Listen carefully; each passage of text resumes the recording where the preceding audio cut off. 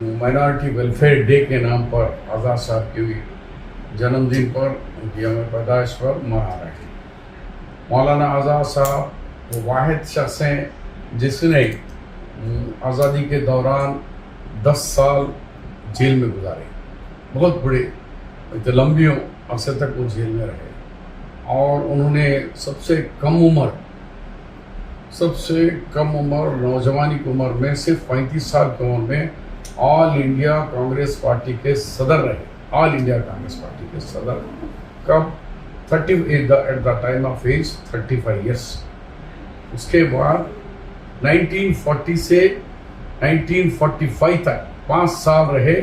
उसी दौर में मूवमेंट चला भारत छोड़ो क्विट इंडिया। जब किसकी क़यादत में लड़े? सदर कांग्रेस मौलाना आज़ाद साहब थे। 47 में आज़ादी आई, 45 तक तो आप ही सदर रहे।